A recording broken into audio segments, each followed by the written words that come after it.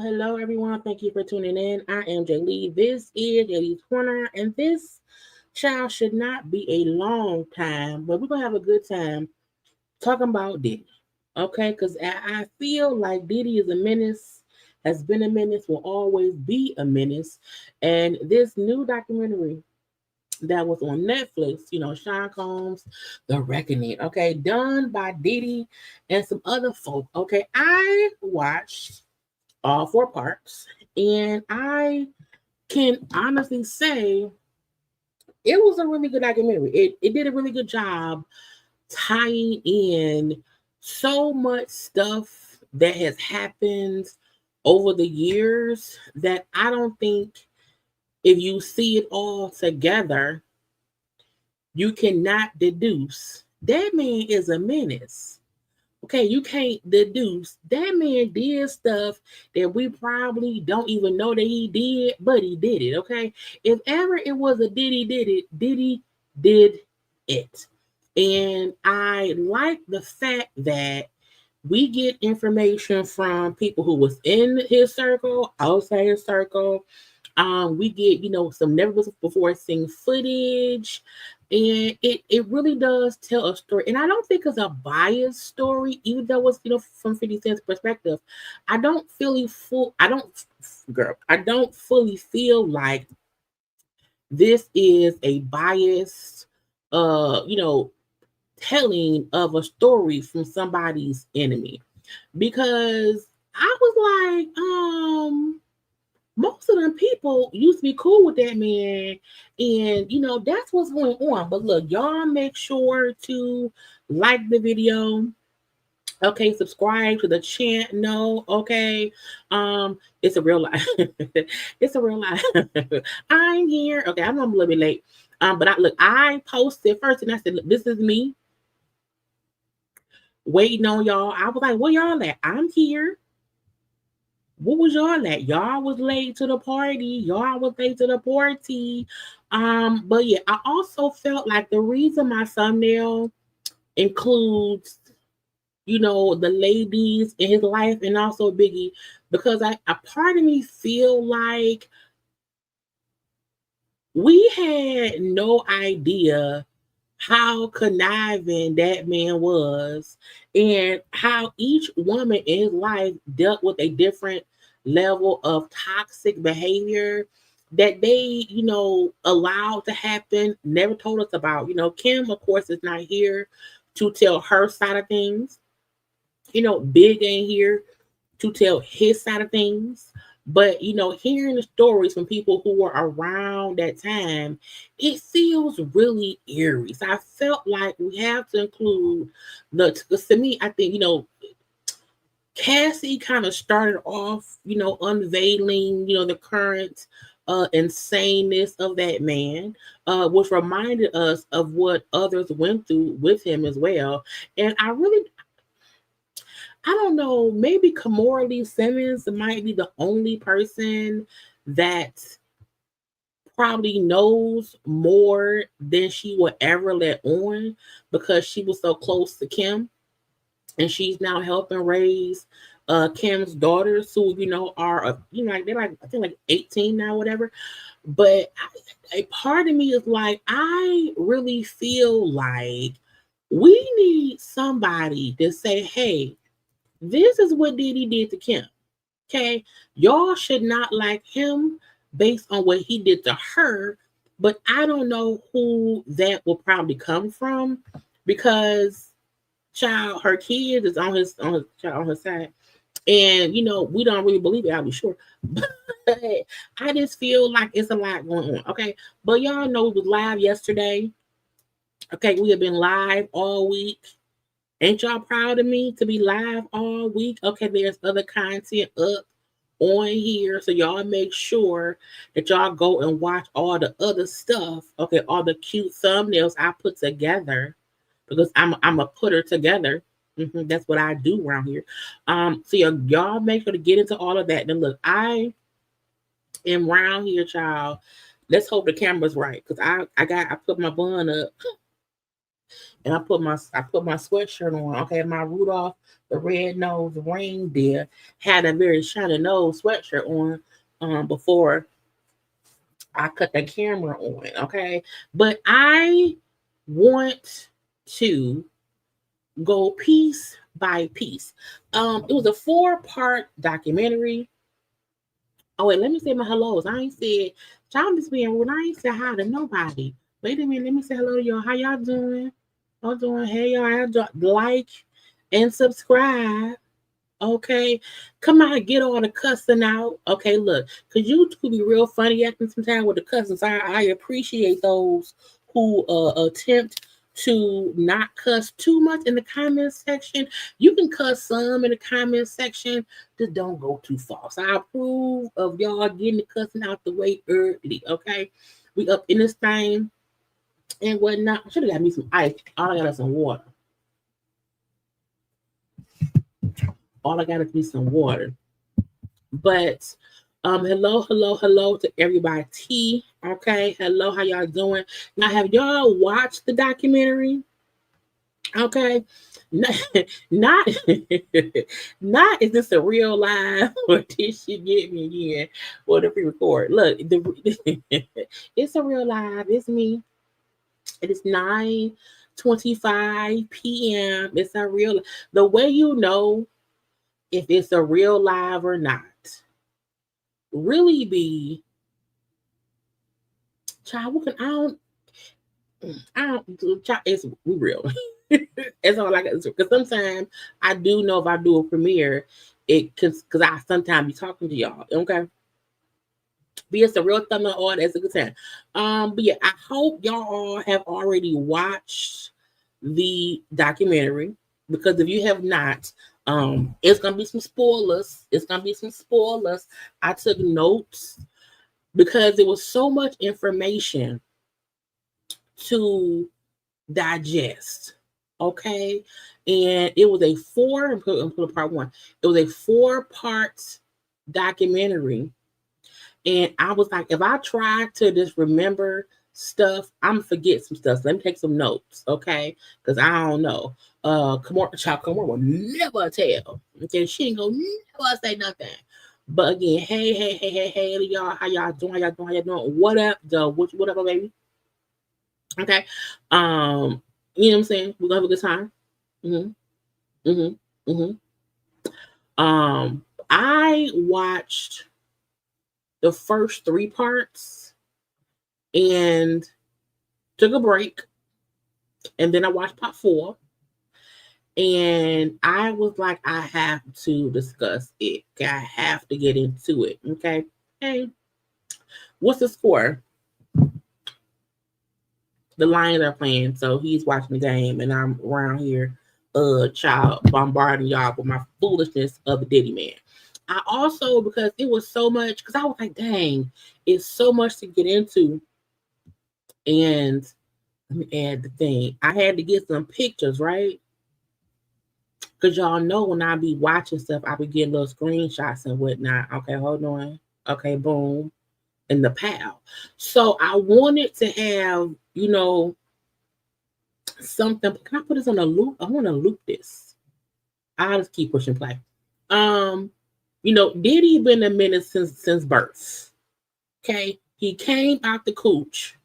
Okay, popped out, and then okay, we good. Diddy came out the cooch a Menace. Okay, he came out the cooch a Menace. He been a Menace this whole time, and I feel like, because I'm 43, so I was in these streets in the bad boy era. Okay, in the bad boy death row. Again, when Pac died in September of '96, I was on my way to an icebreaker at the Grand Quarters here in Detroit. How was I 96, child? I don't know. I was 14 maybe? The 14? Yeah, because I turned 18 in 2000. I was a freshman in high school. And so we were on our way to the party. And they announced his death on the radio, played the songs in the club. Okay. I remember when Hit 'Em Up came out. Okay. I was in my room in March of '97 when Biggie got killed. So I am of the age where I'm like, I lived through the East Coast, West Coast rap battle. But even back then, we thought Suge Knight was the devil. Okay. We thought Suge Knight was who we had to hide from. We really felt like Death Row was like murder. Murder, murder, kill, kill. Now we also have Murder Inc., but no. Death Row, big old Suge Knight, okay, mean old Suge Knight. You know what I'm saying? Whole bunch of things. But I just want to tell you now it was again 4 parts. Now part 1 was called Pain versus Love. Now first I want to give a little drop of who all was talking in the documentary. Okay. Now Diddy, the most damaging piece of footage in this 4-part documentary that was on Netflix, directed by 50, was Diddy's own recordings. Diddy literally had a videographer about a week before he got arrested and was in New York. Diddy had a videographer like following him around to capture, child, I don't know the evidence, because I was like, sir, this is damning evidence against you. And if ever you see a person on camera, meaning they're aware they're being recorded, when someone says some of the things that he said, I'm like, I can't imagine what this fool say when no one's watching. So most of the most damaging content to me, in my opinion, was Diddy himself talking. Okay. Now, also, people kept on asking, well, how did Netflix or 50 Cent get footage of Diddy in his hotel room, run around New York back in September of 2024? And it says Diddy, had a videographer follow him around New York, okay? But he got arrested. Okay. He was under investigation, but he got arrested. Once he got arrested, the filmmakers obtained this footage. Now, some were saying that Diddy was trying to do a Netflix documentary himself, And because he got locked up, that didn't happen. Some folks think that because Diddy got locked up, maybe because he was then locked up, he either did not pay, did not contact, or forgot about this footage, and the actual videographer, gave it to 50 Netflix and whatever. That probably don't know, but again, Netflix said we legally obtained this incriminating footage of Diddy himself talking shit. And I said, this shows you how insane that man is to be just talking all regular. Again, now we also seen this person. Her name is, what's her name? Is it Joy? No, yeah, Joy. Joy was one of the women who accused him of SA back in like 91. So we hear from her. Okay. Again, I'm just showing y'all who, because I want to go through who was in it. Okay. We heard from Kalina, old tackhead ass. We don't like Kalina. Okay. Also, Kalina to me comes off as somebody who is mentally confused. She comes off like a pick-me, but also like she maybe did crack once or twice or some kind of drug that makes her think Diddy is who she should be. Like, I was like, girl, what is wrong with you? Anyway, we hear from Aubrey O'Day, who, from Danny Kane. Okay, so again, there were a lot of people talking. We hear from Eric Sermon, who used to date Lisa Hilton, Diddy's first baby mama. Okay, we hear from Al B. Shore, Kim Porter's baby daddy. That is Quincy's daddy. Okay, so again, we hear from a lot of people in this documentary. Mm-hmm. Now, Roger Bonds, okay, says former security for Diddy. I'm like, sir, why did you stop and think again? Former security. Who else was it? Capricorn Clark.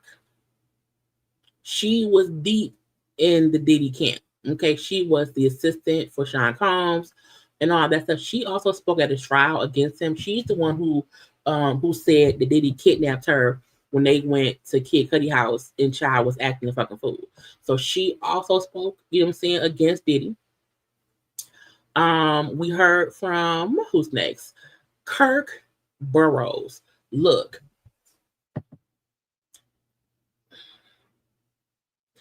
I had never heard of Kirk Burroughs until the documentary, but he was allegedly, child, okay, per the documentary, he was a co-founder of Bad Boy. And once we get into his part, girl, I said, the moment, because I finished watching this first, and then him was watching it, he finished watching it, whatever, and I was like, oh my God, I can't believe it. Okay. So again, he was a co-founder of Bad Boy. His story was the child. He had all the notes. Now, this is two of the jurors who were in the current trial. Well, the previous trial, okay? Juror lady and juror man. Both of them irked my nerves. Okay, so again, we heard from two jurors. Again, this documentary was not only, 50 Cent's account or folks who don't like Diddy accounts or stranger. They had a plethora. Okay, it was a whole plethora of people giving their opinions. Okay, also day 26 minus Mike. Okay, we had Willie over there, Brian, and wait, Willie Brian. I know Q. What's the other one name? Willie Brian. Is it right? I don't know. But day 26, Mike wasn't there. Okay, I'm forgetting one guy named Willie Brian. Is it Roger? Girl, why am I got a thing written down somewhere else. And the fact that Q still looks so disturbed by whatever he went through while on Bad Boy. Okay. But again, we heard from them a little bit. Okay. Child, that lady, that is Craig Mack's wife. This guy right here who named Rob. Thank you. Yes. Robert again, because I'm like, why not? I don't know why I would forget his name because I know them anyway. So, but yeah, again, Robert, Willie, Brian, Q, Michael. But again, that was Robert. Mark Curry. This is Mark Curry, who was also a artist on Bad Boy back then. Craig Mack's wife, well, no, Craig Mack's ex-wife, who was with him when he was on the label. And who else? Babs, Bad Bunny from Day 26. Rodney, Lil Rod Jones. Now, Rodney is the one suing them.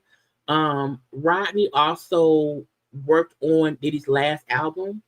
His story is interesting as well. Okay.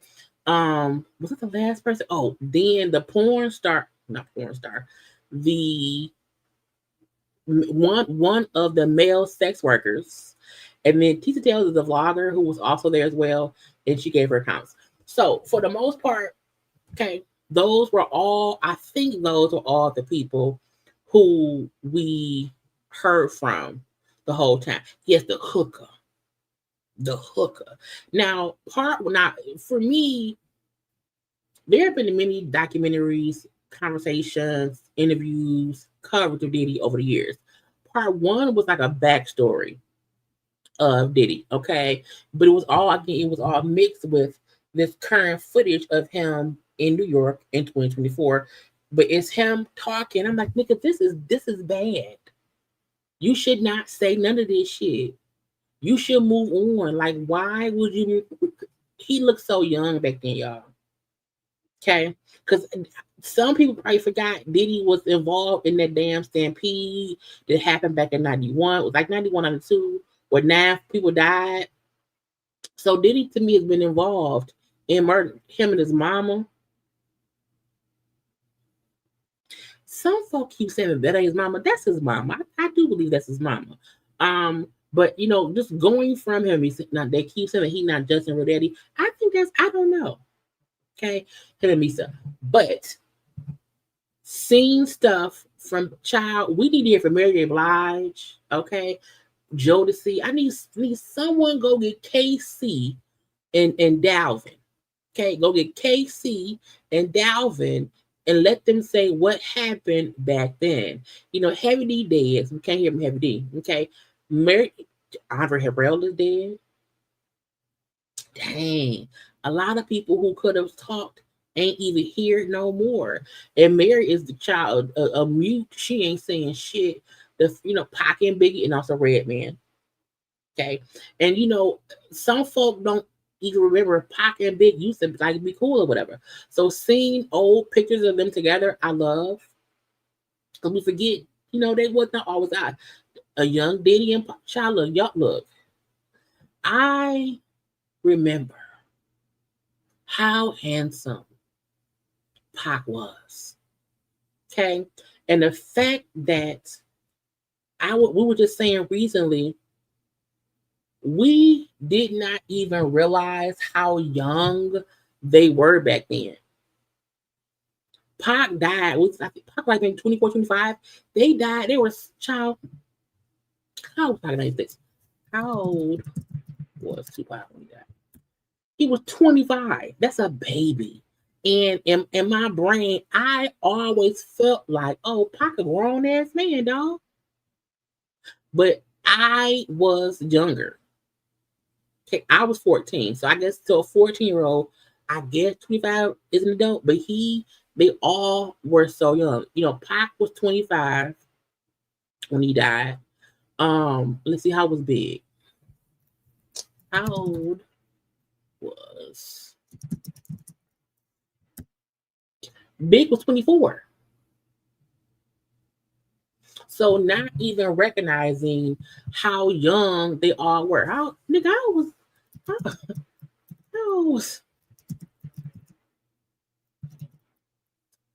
just wonder.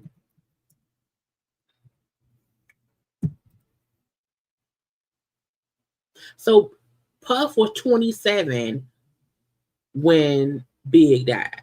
So again, they all were like young people. But I'm trying to damn Pac. Anyway, I digress. But them showing how he went from a nobody to this mega superstar producer, record label owner who was like just powerful, can get whatever he wanted, and try him and Suge. Again, we felt like because Suge was this big character, he was so thick, so he looked so strong, always smoking a cigar. You know what I'm saying? If you don't want the producer all in the videos, all on the record, come to Death Row. So we always felt like Suge was the bully. And now I kind of feel Puff was a quiet villain. He's a sniper.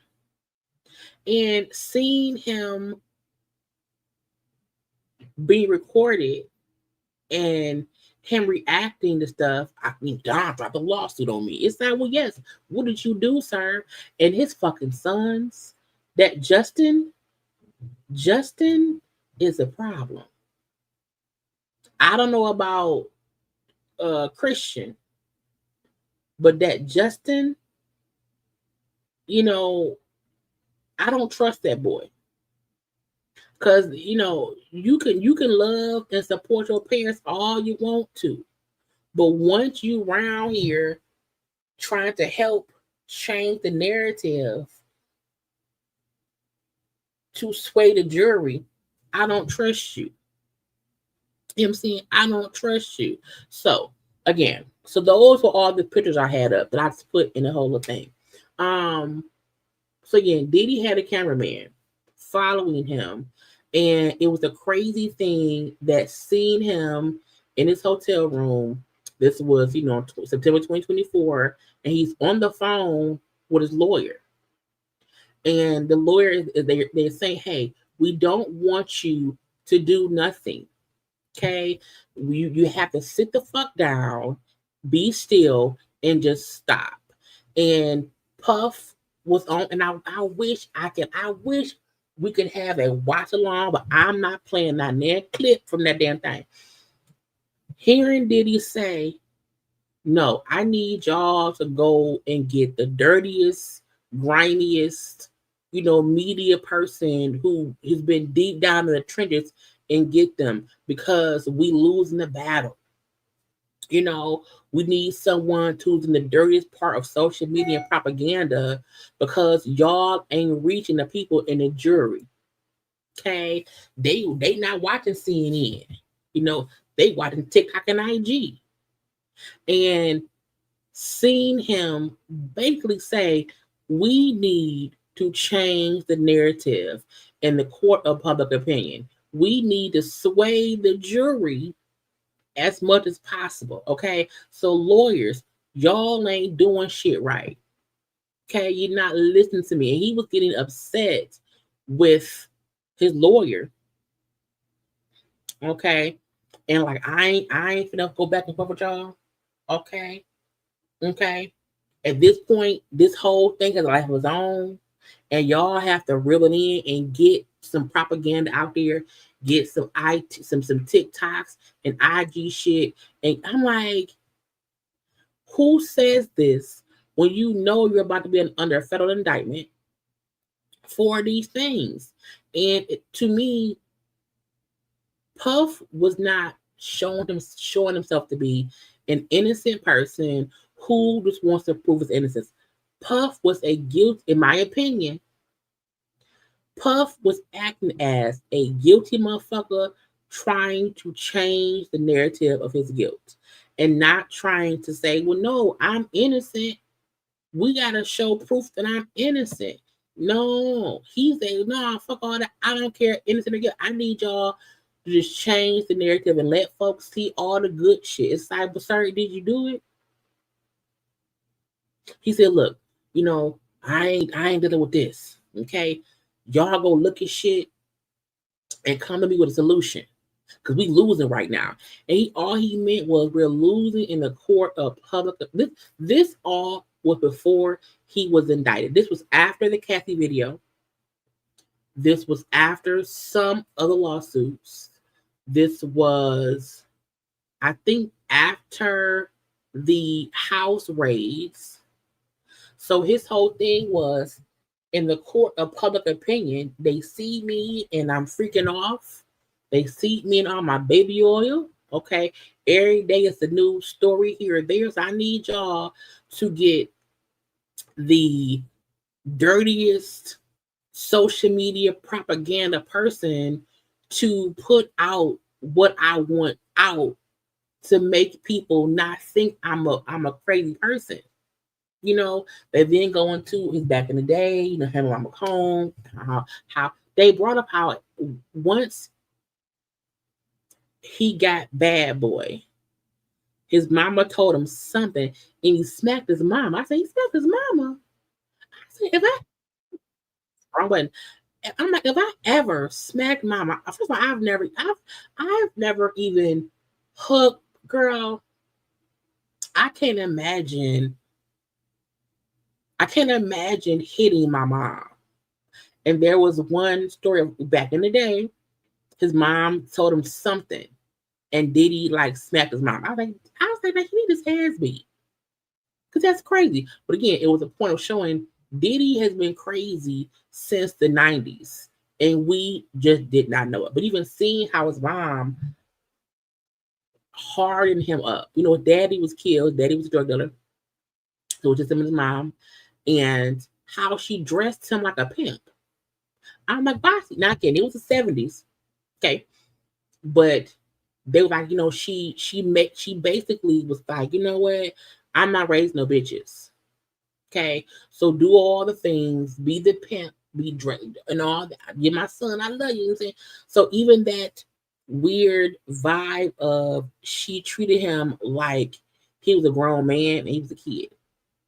They get into him and how he met Audrey Harrell, how he got into Uptown Records or whatever. And when he brought up how he became Andre Harrell's, who may rest in peace, he became Andre Harrell's assistant, made himself he did it all for him. And then at one point he moved in with Andre Harrell. I said, nobody, why you move in? That was weird. So when they do get to the first person who accused him of an SA, and that was again Joy Dickerson. She worked, I want to get to that part to her picture. She worked doing like video promotion back in the 90s or whatever. So she like knew him and everything. And so that's her now and also her back in the day. And she brought up how she did not even know that, and this is all her account. She brought up how back in 91, how someone told her, hey, Puff got a video of y'all having sex. And she was like, what? What do you mean? And she said she had no recollection of them having sex. So she accused him of drugging and SAing her back in 91. Now, she did sue him. She filed a lawsuit in 2023. The case is still pending. Joy Dickerson, she showed a letter her mom typed up on a typewriter in 92. And it was the mom sending a letter to Puff's like parents, like, your son did something to my daughter. He SA'd her and she's been having nightmares. She can't sleep. Okay. He's showing the video to people. She's embarrassed and all these things. And she was very emotional even in her conversation here. But again, she did have like a journal that she had from the 90s. And her just saying, I asked him one time and he said no. And I ain't talked to him since. Okay. But her thing was, as she was told by many, many people, that there was a video that Puff was showing at the park. Because Puff at that point in time was like throwing parties back in the day. And he had showed the video of him and her having sex to people at a party. And again, she had no knowledge of it. And so again, she accused him of drugging and SAing her back then. The mom wrote the letter. She also brought up how she asked people in their circle for help because y'all know he's showing the video. Y'all know what it is or whatever. And she said she got the feeling that no one wanted to upset Puff. No one wanted to be on his bad side. No one wanted to not be able to party with Puff. So no one helped her. And they brought up how if you ever seen the movie not Paid in Full. It's Paid in Full? Yeah, Paid in Full. If you've seen the movie Paid in Full, Cameron plays a character in Paid in Full. He plays Alpo Martinez. And in real life, back in the day, Alpo was a drug dealer who would throw parties. And at the parties, he would show videos of him having sex with women. Now, they showed that scene also in Paid in Full. They never made it seem as if Alpo was, SAing girls. He was just recording himself sleep with women and would just show people. And so their point was Puff wanted to be like that because at that point in time, back then, Puff wasn't this glamorous, famous, all love individual. He was a preppy kid, trying to make it. So they felt like he was imitating other people who would do, dumb shit. Let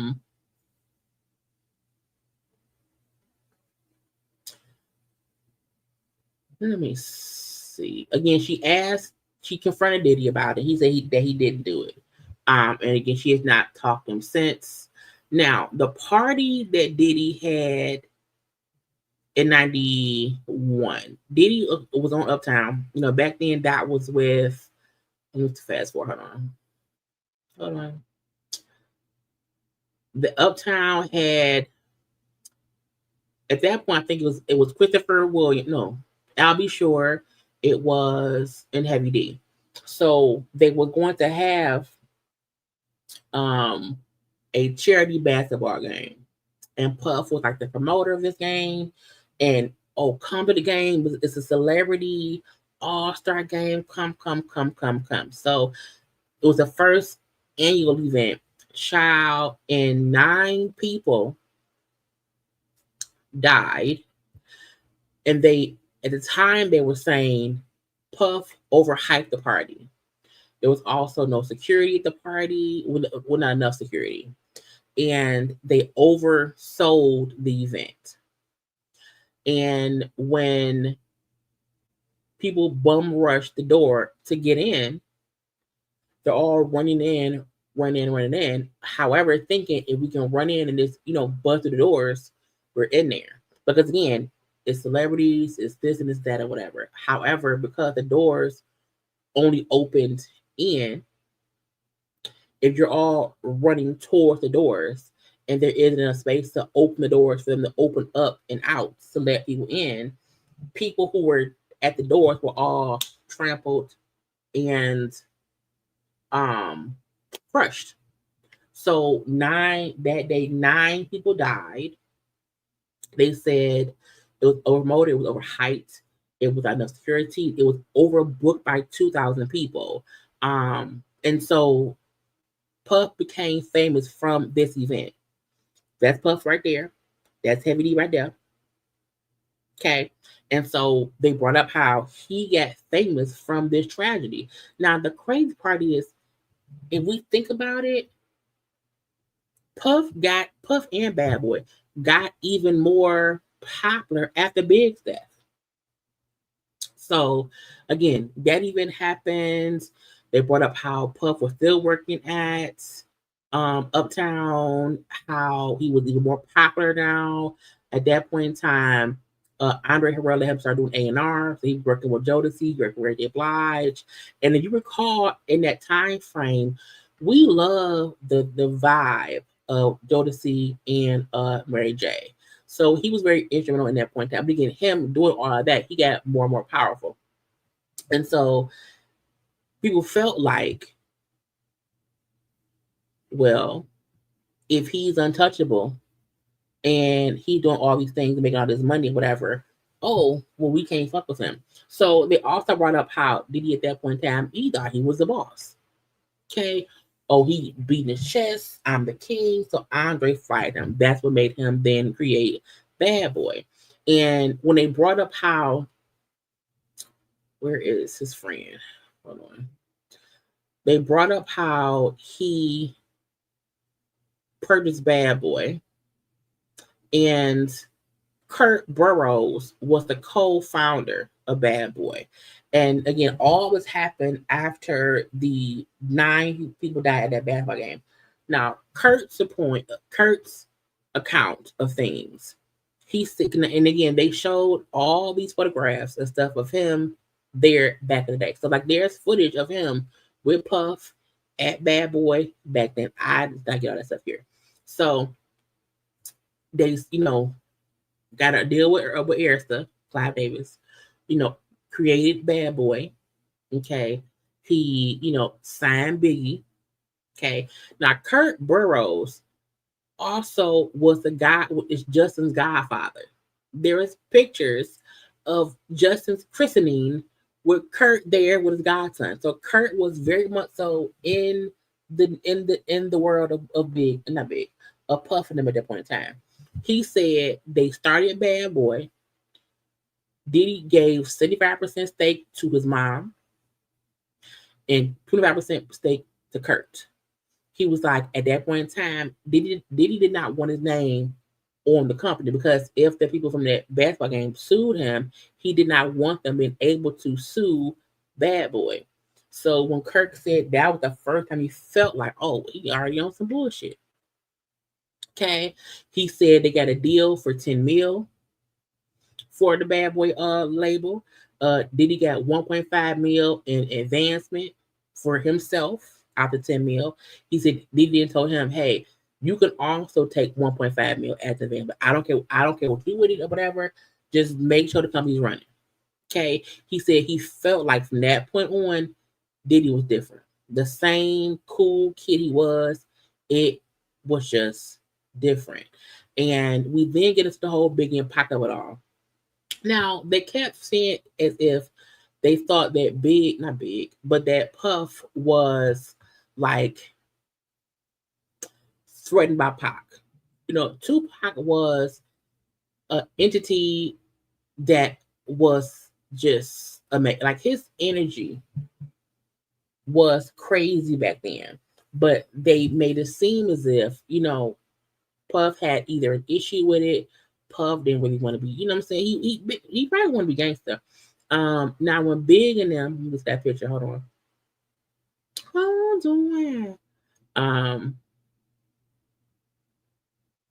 Where is it? When Pac, Big, Bad Boy, Death Row was going on, they brought up how Pac got shot 5 times at that studio. Biggie was there, Puff was there, Lil Cease was there. And after Pac got shot, Pac always felt like I was set up, because he like, who robbed somebody and leaves an $80K Rolex at a rob? If you're gonna rob me, then rob me. So over the years, folks have felt like, Puff ain't like Pac. Did Puff set him up?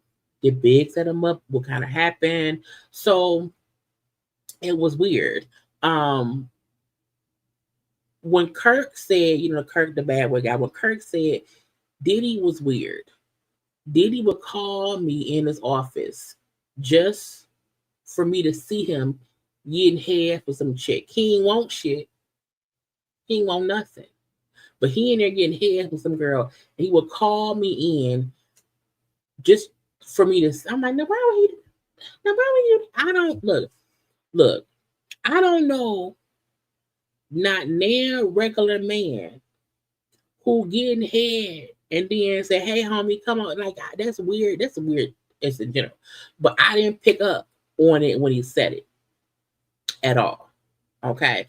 But anyone say, hey, your co-worker, your co-founder person, whatever, that's called you in there to while he's getting hit, and like he's knowingly getting head, weird. Okay. He then said, after a while, Kurt said, okay, that Diddy made him sign back over the 25% stock in Bad Boy. He said he walked in with a baseball bat and basically threatened me until I signed it. And he said he didn't fire me. He just took 25% back.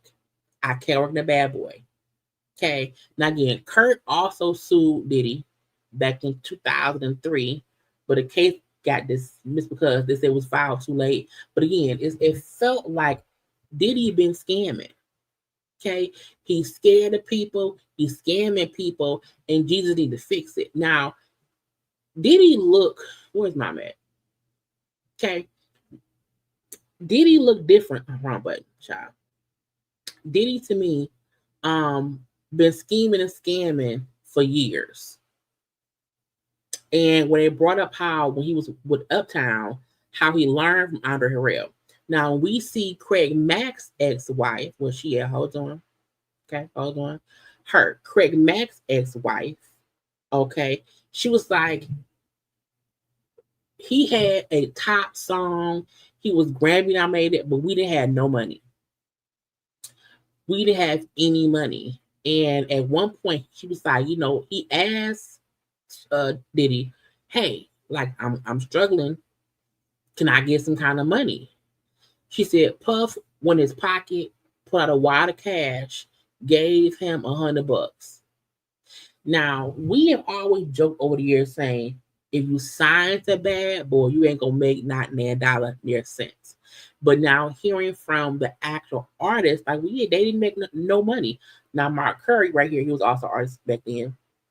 He was like, Puff did not sell enough records to explain how he lived. Okay. He said, however, he signed and had enough artists on the label to explain how he lived. Meaning, Puff will have all these artists who he's getting signing bonuses for, whatever, and he's keeping their money. Okay. He's keeping their money. Meaning, Diddy's making, we've always said Diddy has been the only person over the years who has ever financially prospered from Bad Boy. There are no other artists on Bad Boy that we can say, oh yeah, they became rich from that. It's like, no, not at all. And they're giving these recollections of Puff felt some kind of way, so I'm going to kind of bankrupt my artist. I don't like Pac. I feel some kind of way. Oh, and then Pac out the blue gets shot at a studio I happen to be at. Kurt, who was the Bad Boy. I'm trying to show y'all who I'm talking. Kurt was like, Andre Harrell, who was on Uptown, would only pay the artists like for their advance. The artists will rarely see any more money besides that. He said Diddy learned that from Andre. Okay, so then when Curry, I'm trying to keep y'all up to what I'm talking about. When Mark Curry, again, who was a rapper on Bad Boy back then, he was like, Puff would have you on him money and you had no idea. They was like, he would wrap shit up in the fine prints, into different wording or whatever. You be too confused on where your money is going. And Mark said Puff would sign you to his label, right? He would then have you in his studio making music. And then out the blue, you owe him $400K. Because if he booked you for 4 sessions at his studio, he's charging you for the studio time. So you think you're making money or making music? No, you're earning the bill. Okay, if he booked you for 4 studio sessions at his record label at his studio time, you now owe him $400,000. And they were showing like ledgers from the 90s of how folks owed money. And that's how Puff got rich. I'll sign an artist, but I'll have them make music at my label, at my studio, and then they owe me. They also said if Diddy was in your video, on your record, even if he directed or gave input at a video shoot, he's paying himself as a artist on your song, as a person in your video, and if he directed whatever, he always paid himself based on the other artist stuff. Because we kept on saying, well, damn, Puff on everything. Back then, Puff was on every person's record. He was in every person's video. And we now know because he was getting paid for it. And that's how Puff made money from other people. Okay, now Craig Mack's ex-wife, was saying how Craig Mack was not happy about Bad Boy. He kind of wanted to go to death row. Okay, now the Source Awards. I remember watching the Source Awards live, and when the whole Bad Boy West Coast East Coast thing had happened, I'm trying to get to him, and where is that at? When Suge went on stage and said, if you don't want the producer being all in your videos, all on the record, come to death row. And that was a huge thing then, which again made us feel, see, Suge is the big bully. Be scared of Suge. And when Puff came, oh, it's all love, man. You know, it's all love. We it's only Puff. You know, Diddy tricked us with his calm demeanor. He wasn't all boisterous or whatever, but he really was. And yeah, back then, I don't want to go to death row. They mean over there. I don't want to die. Not at all. But they're like Craig Mack, because again, Craig Mack ex-wife said he didn't have no money. They were struggling. Did not, because again, if Puff is getting paid for every video you do, every song you do, you're making music in his studio, you're paying him for studio time, like you're not really making any money. And at one point, Craig Mack and Biggie Smalls were, you know, the flavor in your ear, and whatever Biggie's first song was, like they were very, very, you know, popular back then.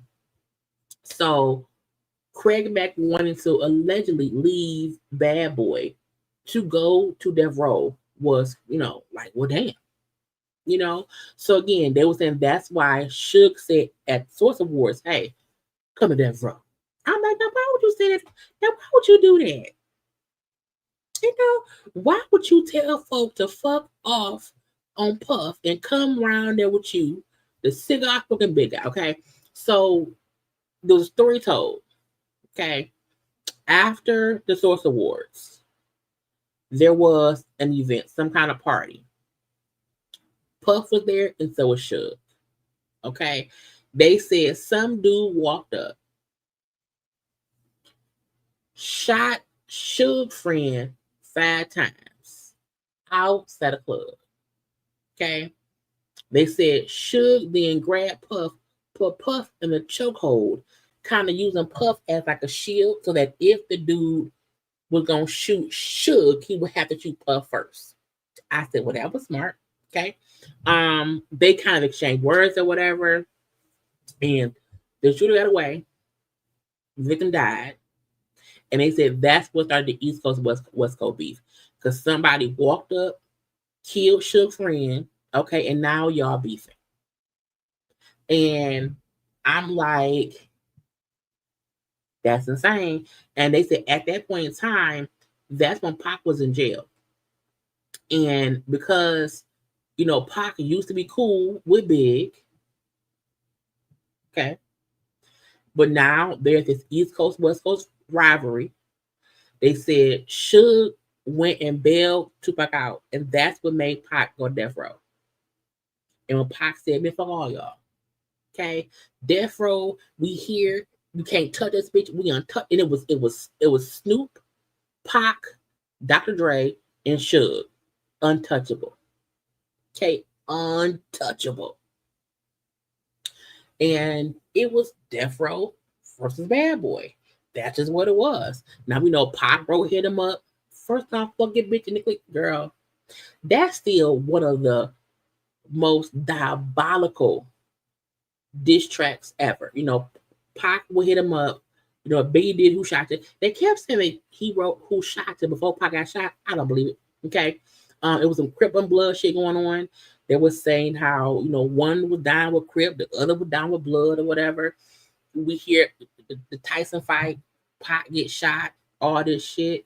Now they kept saying Diddy denies any involved in the Pac death. They played a 2008 interview from Keefe D. Now, Keefe D is the man who's currently waiting trial for Pac's murder. Okay, the man who Shane got. Wait, I want to make sure I get it right. Okay, Keefe D's like nephew is who Pac and them beat up that day. Okay, Keefe D was saying, Puff, we know Puff. Okay, we have a connection to Puff. Okay, step one, step two, we connect to a Puff. Okay, they even show how Puff used the dude's car in a Usher video in the 90s. Okay, he said, Diddy said, hey, I'll pay y'all to kill Pac and Suge. Okay, money on their head. And he said, we said, okay, we drug dealing gangsters.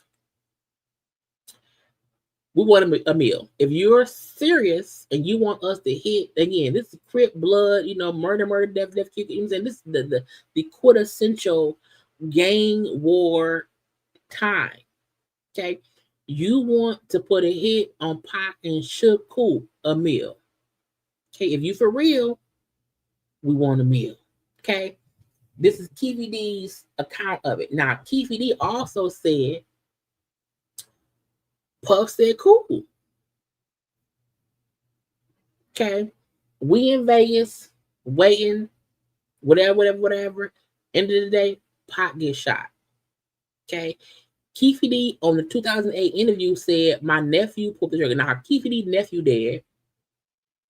The go-between person is also dead because it was a go-between guy who also, like, he died of like cancer. Keefe D's nephew got shot and killed. But he was like, we thought Suge was dead because he said Suge had a headshot. It was on the graves. Okay. However, his point was Puff was only offering half a meal because we didn't kill Suge. Okay. Now, Keefe D has changed and re-recorded what had happened. However, people always felt like nobody is arbitrarily in Vegas killing Tupac Shakur. Okay, folk just felt like that was some bullshit. Okay, so again, Pac got killed in '96. Okay, 6 months later, Biggie was killed in Cali.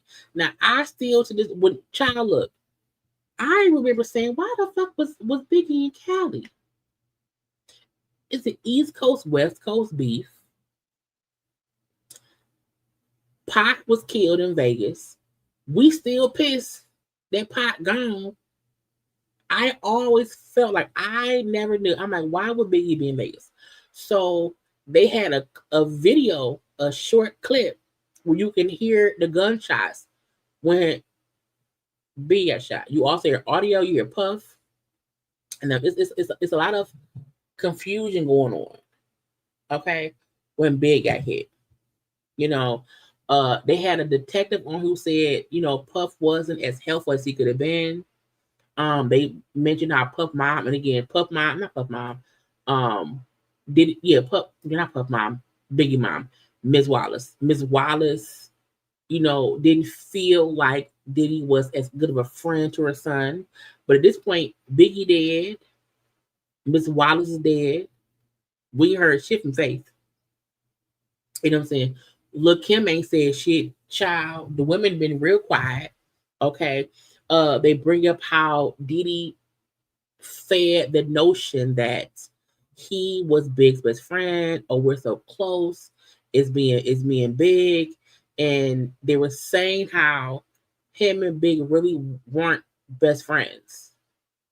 How Puff made it seem after Biggie died. You know, it's the equivalent of we work together, so you see us together often. But once Biggie died, there was this whole slew of, oh, I'm so sad. My best friend gone, child, what I'm gonna do? So we thought, oh damn, they were best friends. So Puff did have this whole spiel. Okay, I lost my best friend. What am I gonna do? What's gonna happen? I'm gonna throw a huge funeral. Okay, and they were accusing him. Okay, Kirk said, again, Kirk worked the books back then. Kirk said Diddy was like, we're gonna do a huge funeral memorial for Big or whatever until he saw the price. He then said Puff made Biggie's funeral a recoupable thing to Bad Boy. So in a way, Big paid for his own funeral. And I was like, nigga, you let the dick $1,000 not happen. But again, their whole point is always, Puff is always making money off of people. So it'll be a recouped event. Okay, he'll have all the flowers, all the people, all the cars, all the cameras, the best casket, do all that shit, and it'll be a recoupable thing for Bad Boy. So this is what Kirk said. Okay, y'all know Kirk is Kirk. Kirk said Biggie death Puff used to not really do what he was saying. He in the meeting, oh, my best friends, no expense will be spared, but behind closed doors, okay, on the checkbook, it was a recouped event. So it's like a business expense. You know what I'm saying? And I'm not gonna know who the fuck want to do that. Now Kirk also brought up that before Biggie died, Biggie did not. Now one, they kept on saying how before Biggie did not want to go to LA. Puff kind of persisted. Biggie did not want to stay in LA as long as he did. Puff kind of insisted that he was supposed to be leaving to go do something somewhere else, but Puff kind of said, hey, stay here. So a lot of folks felt like had Biggie just left, he wouldn't have got killed. So people are alluding to Puff only wanted Big in LA to pop. Okay. Folks were alluding to, Puff wanted, Pac and Suge gone, pop, because it benefits him. So they're all alluding to that's his connection to Pac's murder, because the Crips and the Bloods folks said he wanted to pay us. Okay. And with Biggie, Biggie did not want to be in LA, but Puff kept persisting. Who will persist someone stay in LA after what happened to Pac, unless you wanted the shit to pop off? And over the years, those were two unsolved murders. I'm like, now how did 6 months apart? Okay. So Kurt also alleged that because Biggie had just did a contract with Bad Boy before he died and had signed it, Kirk alleges that Diddy said, hey, if it's a 10-page contract, I need you to change shit between pages 1 and 10. Okay? Because if you change shit in the middle, no one will pay any attention. Okay? So I need you to change some stuff around so that Bad Boy has more leverage, more favor, more connection to Big estate going forward. And if you change it, and if you change it in the middle of the contract, his family will never know. Okay. I said, no, I'm not doing that. I don't want to do that. So he said, I refuse to change it. He then said, free months later, he got fired. You know, and I'm like, well, sir, again, I don't think anyone to this day, has ever heard of anyone named Kurt Burrows who was the co-founder. We've only heard that Diddy founded Bad Boy. Okay, we never heard none of this shit until now, and I said because Diddy ain't shit. Not today, not ever. Now on part three was called Official Girl. They tried to focus in on Diddy, you know, him and Misa. I'm saying, what was it? Him and Misa, him and Kim, him and Cassie. You know, again, Misa used to date Eric Sermon. Okay. So she was kind of a taken woman when Diddy met her and he got her back. You know, he got her. Kim was dating Albie Shore. Did he like her? He wanted her. He got her. Cassie was dating Ryan Leslie. Okay. And them showing, well, each time he met a woman who was, you know, either in a relationship or whatever, but just taken by somebody else, he felt like I have to have that person. And then got them. Now they bring up that after Biggie's death, Bad Boy got really, really popular. Okay, and again, I do feel like after Biggie died,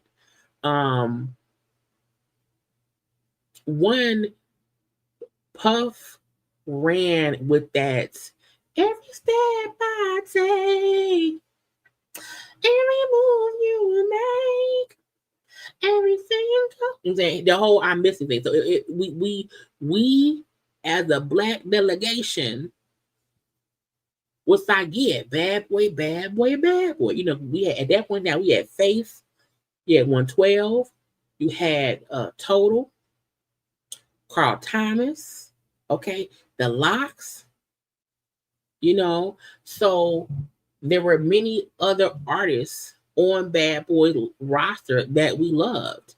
And they made it clear that, you know, at that point in time, Diddy was, you know, propaganda ain't nothing the word, but Diddy was absolutely profiting off of the notion that, oh, you know, Big is gone, we're gonna still make this money. Okay. Now when Mark Curry said at that point in time, Big was supposed to have been on Rolling Stone. Diddy allegedly said, hey, no, Big dead. Don't have Big on it. Put me. I have an album coming out. Put me on Rolling Stone. And they were showing the cover he did that Biggie was not on. And so again, now Bad Boy's popular. Okay. Now Puff is the face of, even though at that point, Puff was never the artist. Puff was the producer. Puff was, you know, the behind the scenes person. After Big died, Puff became the artist that got all the attention. Okay. And so Mark Curry brought up how he was writing for Diddy, but trying to write shit so that Diddy sounded good because he wasn't a good artist. And he was like, in the beginning, we could not stand Diddy's flow. We like the beats.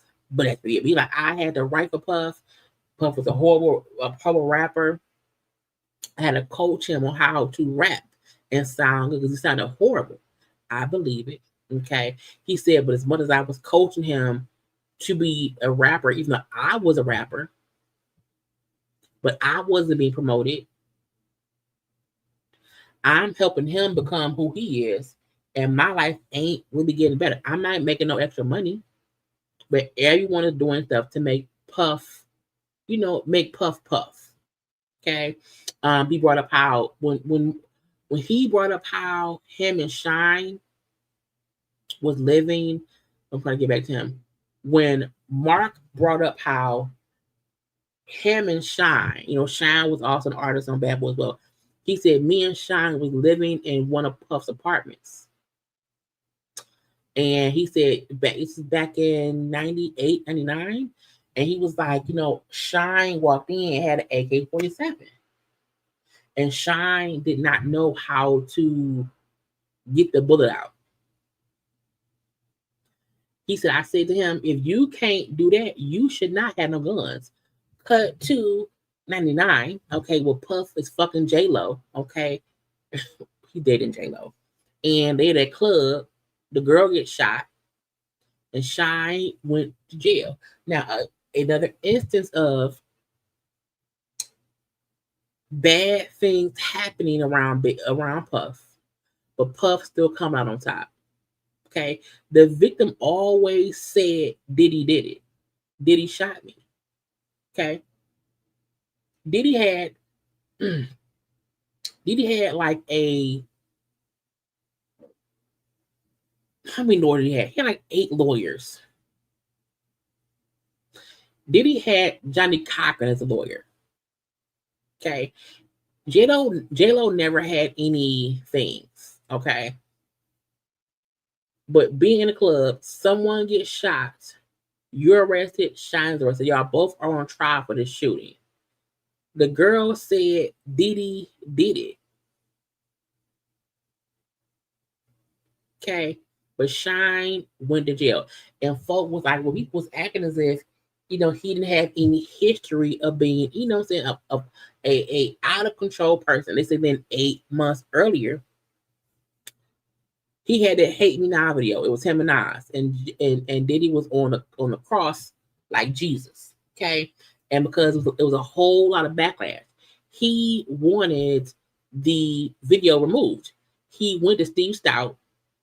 Okay, hey, I want it taken down, and for whatever reason, Steve Stout, didn't do it. He didn't handle it. Okay, Diddy went and beat up Steve Stout. Okay, they went and beat him up with a champagne bottle, a telephone, and a chair. Okay, Steve Stout was in the hospital. So folks was like, he called that murder scene in 91 at that basketball game where 9 folk died. He beat up Steve Stout. Okay, paid Steve Stout $1 million. And $1 million in 91, in the 90s, is a lot of money. Okay. Paid Steve Stout $1 million.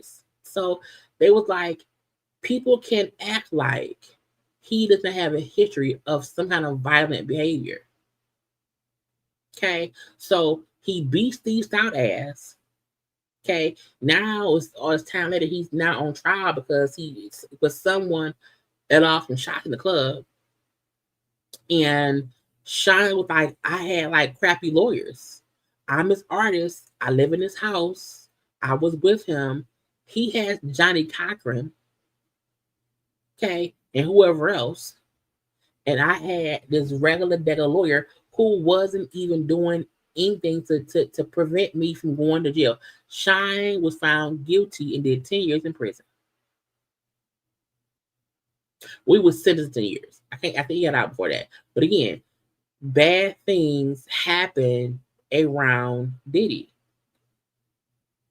Okay, the murder at the basketball game, Steve Stout ass got beat. Puff, Biggie getting killed. So like at this point in time, Diddy living life, having fun, child, popping bottles, making money and whatnot. And lo and behold, they're like, nah, I think we're gonna leave. Okay, I don't think we should be here. 112 total, Mace, Faith Evans, the Locks, all of them like, you know what, we gotta go. Okay, because no one around Puff like survives. Even if you're alive, you're not thriving. You're not making any money. So we're all here making him money. Okay, they then brought up Megan the Band. Now the crazy part was when Megan the Band came out,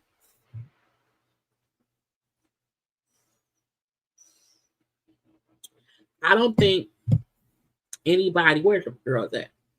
I don't think anybody, what's the dates and mistakes? That was first. I don't think anyone of us, at least not me, realized Diddy did Megan the Band because most of his artists was gone. He had to find new artists. Okay. And in the world of celebrities and fans, we thought it's Diddy, bitch. It's Bad Boy. Why would you not want to be on Bad Boy? We didn't know then you ain't making no money on Bad Boy. Okay. He's playing you on, but we didn't know any of that at that point in time. So he made The Band, he made Eddie Kane, he made Day 26. Okay. And Donnie Klang just went away. Okay. So we do know it was again Arby talked, Babs, and then now all the groups broke up. Okay. All the groups he did or made a man broke up. But it's us not even realizing how he did this because he needed artists to make money off of. And when Babs said, because Babs was in making the band, she was in the band. When Babs said, we won the group, it was us, me, Dalon, okay, Sarah, Elliot Ness, Chopper, and Fred. And we win, we filmed the winning thing, whatever. She said we were right after we won, we were given contracts. They said, hey, this has to be signed within 24 hours. Or else. She said, my lawyer looked at it and said, hey, they're offering you fame, but not fortune. So even her saying, we never made money. And they said, well, you can sign it. You'll have fame. You ain't gonna make no money. Meaning it was never meant for them to be successful and make money to survive. It was for the show Diddy got paid. That was a cash. Child, we used to be watching that show consistently. And they didn't really make any money as contestants, but Diddy did. So Diddy found a new way to make millions of dollars off of artists who did not make the same. And then all the music they made was his. And then the crazy part was,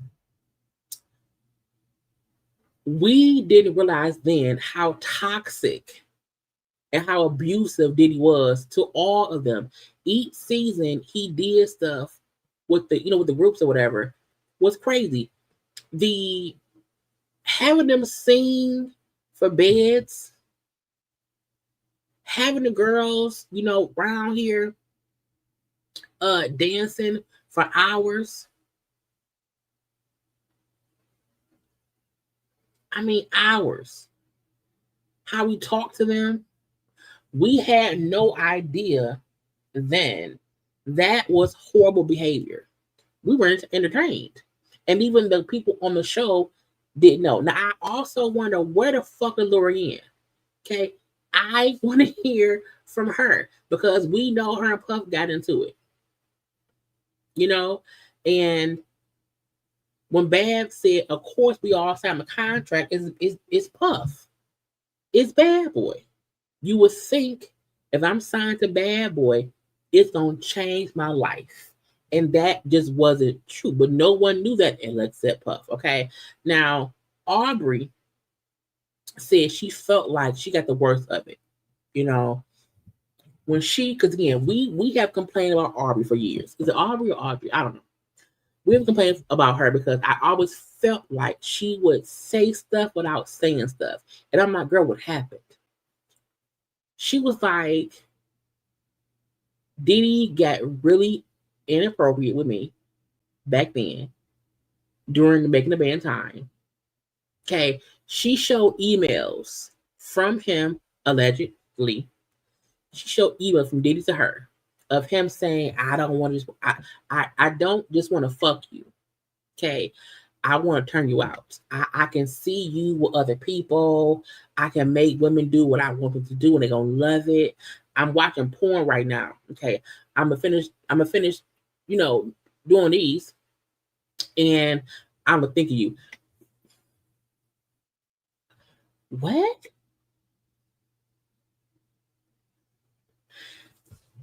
And you see these alleged emails from back in 2008, allegedly from Diddy to her, and they are very sexually explicit of him want to fuck her. And she was like, I did not partake. I was like, you're my boss, bitch. What are you doing? She said, and so I was like, no. She said that's what changed from season to season. When he loved her and how great she was, no, praise Aubrey, praise her, Jesus. And then him kind of saying, you ain't this, you ain't that. You know what I'm saying? Her point was, when I said I'm not fucking you, when I didn't buy into him trying to get me, I got fired. You know, now she said I got fired. He broke the band up, and then we see Dawn with him and Kalina having the group Dirty Money.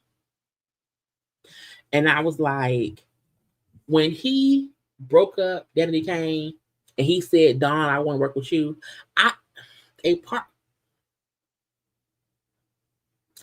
a part of me does not want to believe that Dawn fell for his bullshit so fast. But when she said, I turned them down, he broke up the group and he worked with Dawn and Kalina. Okay. And now Kalina,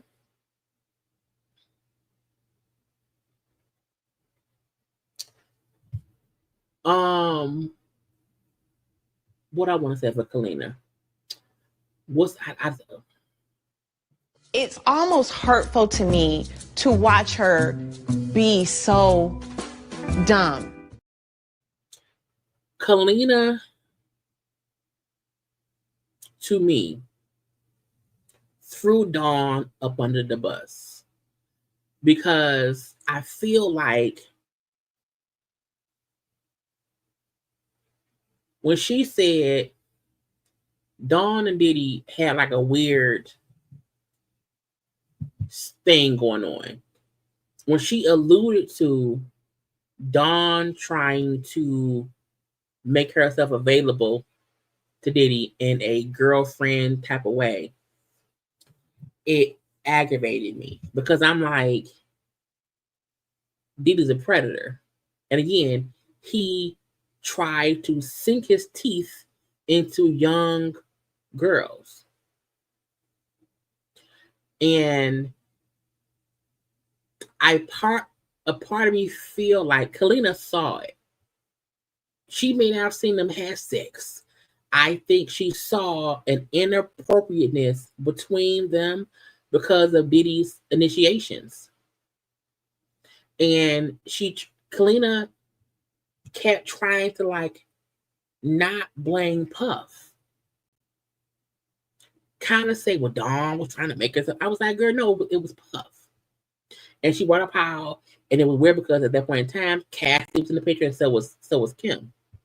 And I'm like, that was all Diddy's doing. But her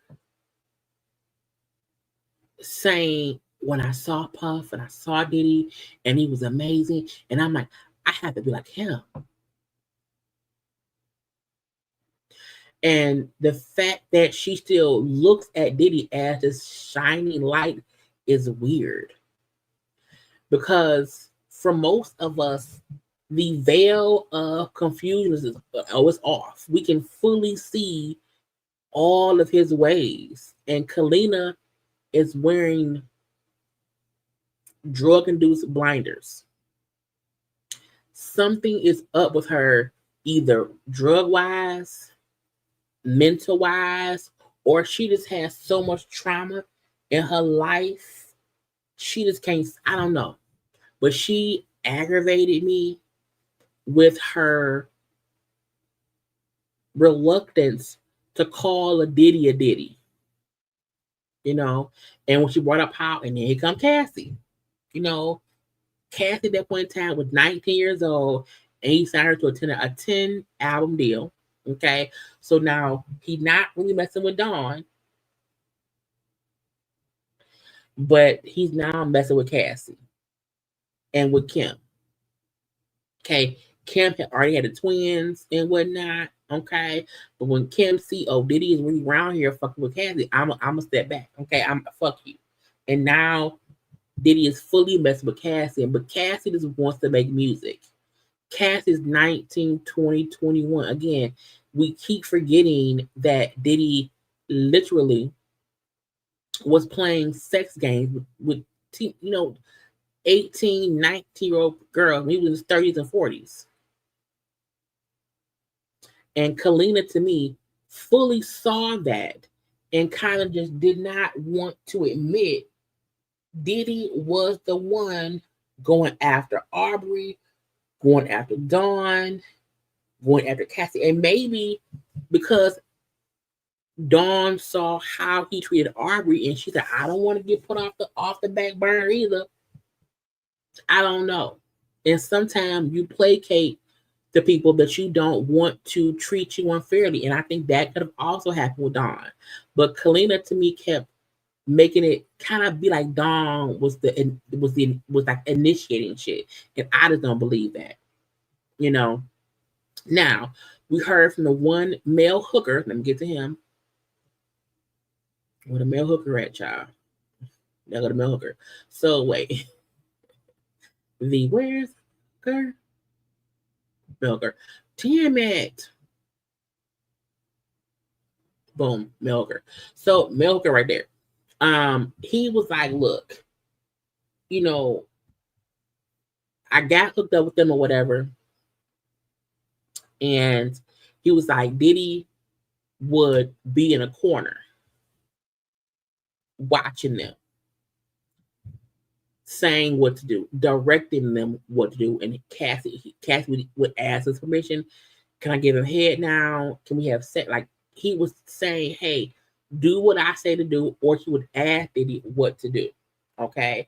He brought up how they would record it, how the sex would last for hours.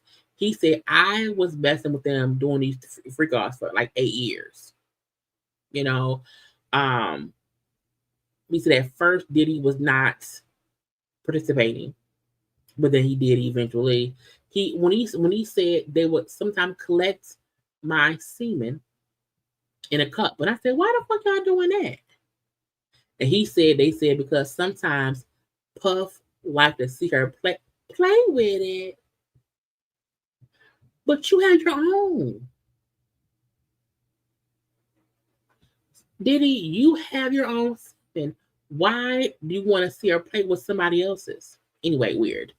But again, he said over time, Diddy started doing the end for the sex. He said eventually he started using ecstasy, okay, because Diddy wanted the session to last longer.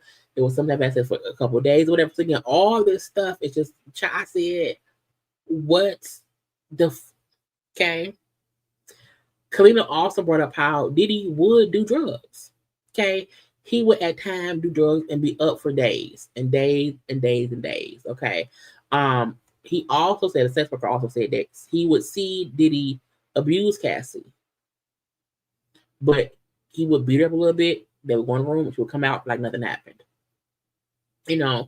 And all of the time as it's going on, we still see how it's back and forth between old shit and him and the new shit in the video of him recording himself.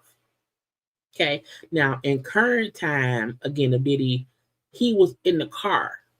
Okay. Again, this is days before he was arrested. And he's on FaceTime with some girl. I could not see who the girl was.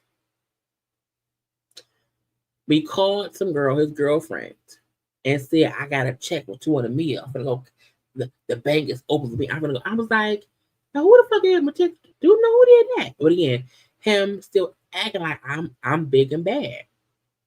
Okay. I got $200 million. Okay. Also we seen him out and about. He out and about with the people and he's shaking hands, giving hugs. Again, Puff went back to New York. I want to be around the people because I need them to think I'm still of the people.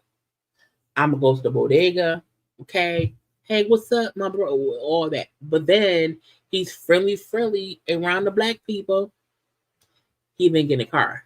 Man, I need some, man, my hands dirty. I need, you know what I'm saying? Now again, I would also want a lot of hand cleanser after touching people. But he then said, I gotta go home. I need a bath. Okay, I need some peroxide and be up on the boiling water and get clean. It came off as him feeling as if he was around dirty people. Okay, I can't be around dirty people. And me being around the regular black folk at the bodega at the store, he felt dirty. I'm a smile and smile and smile when I'm around them, but he said it as if, ugh, dirty, dirty people. And I was like, now why would you again? But him recording shit and thinking it's cool, you know. So part 3 ends with Kalina saying, you know, Cassie finally realized like Diddy wasn't going to marry her. He wouldn't give her children, and that's what she wanted. And we then see Cassie in the abuse video leaving the hotel. And y'all look, seeing that video still makes me cry because that's only 30 seconds, 60 seconds of what was caught on camera. So I'm like, I have no idea. No, I'll tell that back.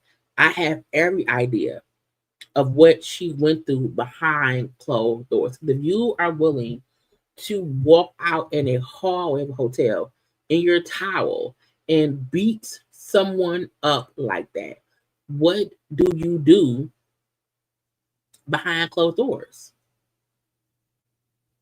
So it goes back to current times. And it's him. And at this point, Dawn had just filed her lawsuit.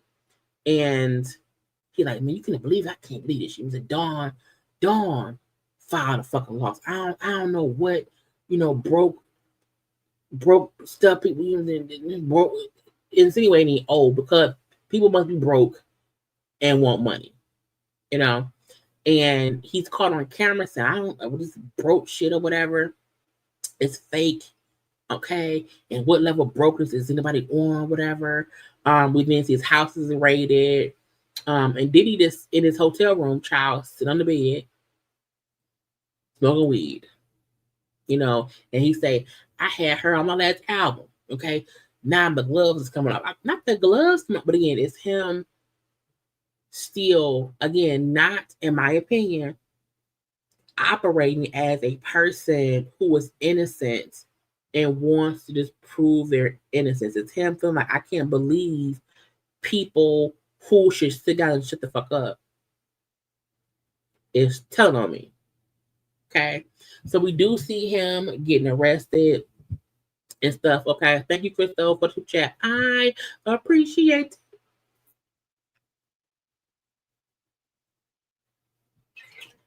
I've been talking for almost 2 hours, y'all. So Diddy is, we see the footage of him at the hotel on the phone, saying,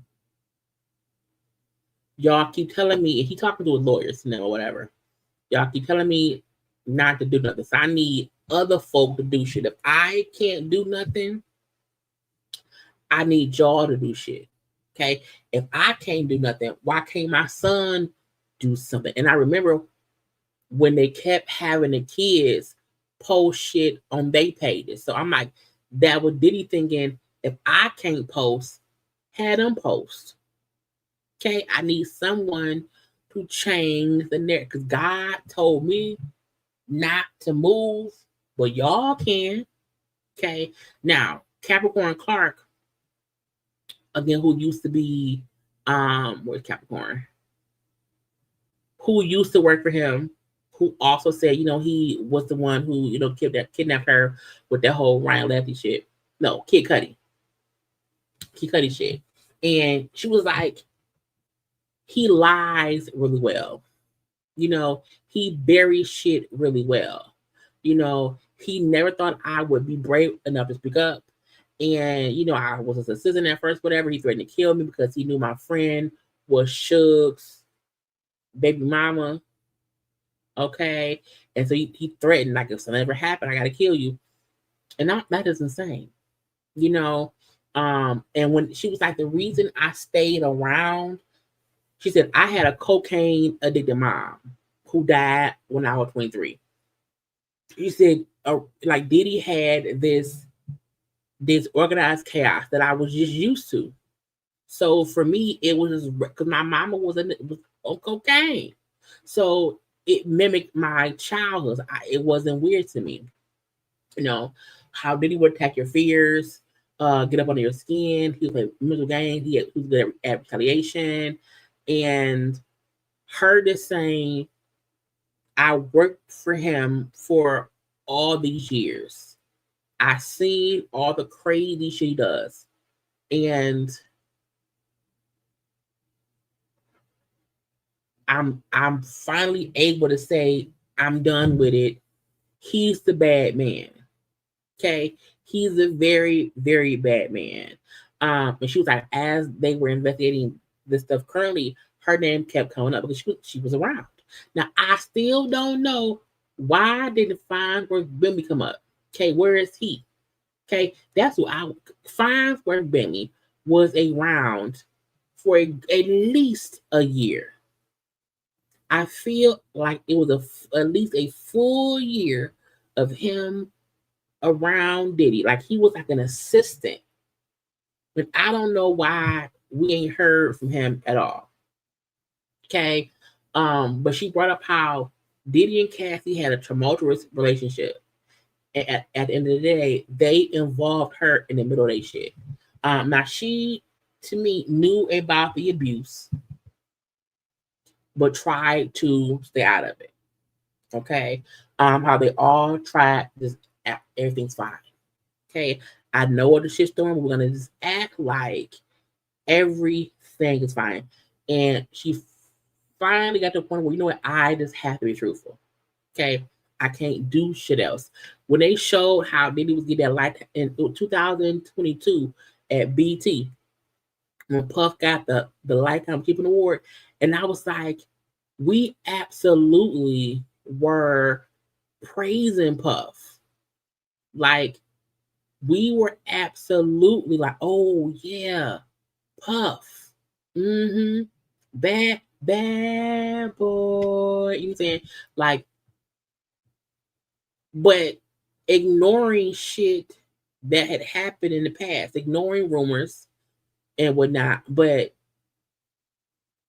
it's crazy to see how much we made him who he was without knowing who he was. Like, we gave him the power to be this menace who abused many people, men, women, children.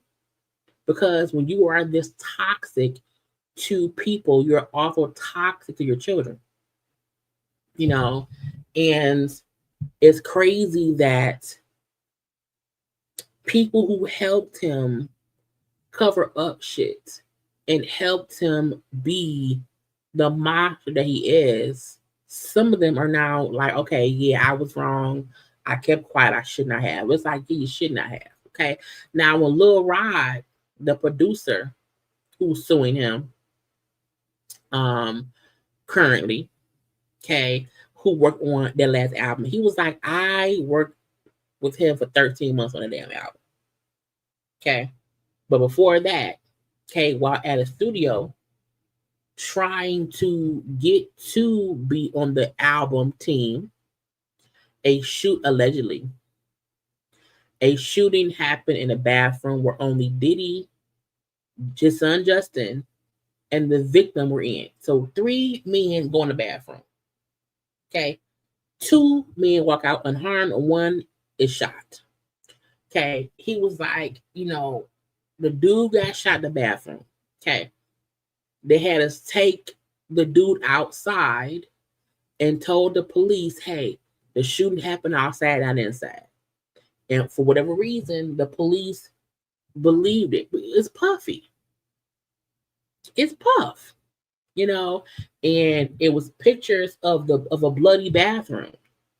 So Lil Rod was like, they shot that man in the bathroom and got the police to believe the shooting happened outside. Okay. He said, but after that, I got flown to Miami to work on Diddy's album. Again, it took 13 months. I said, 13 months? How? He said, I now realized Puff was grooming me.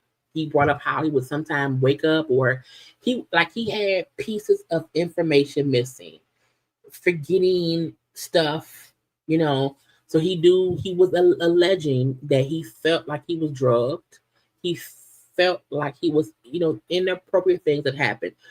Why he's suing? Okay. He said, but I felt like Puff was promising me the world. Oh, I'm gonna pay you this money, this album will be great, great, great, great, great. He said then Diddy would sometimes show him gay sex acts.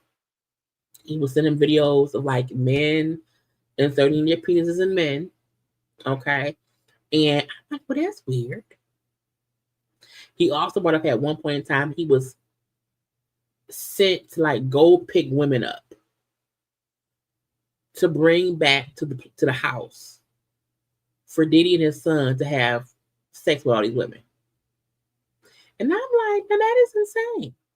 You know? But again, we see how Justin and Diddy are like, you know what I'm saying, the same. We didn't, okay, the same.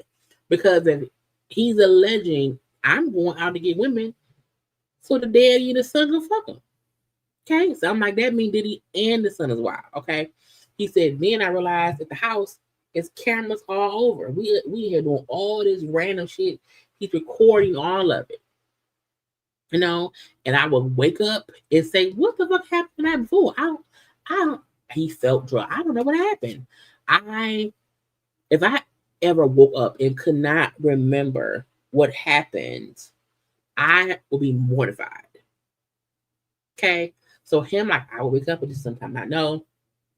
He said, but again, 13 months, I was there. He said the album is now done. Okay. Done. And I never got paid. Okay. They played recordings of him, of Diddy.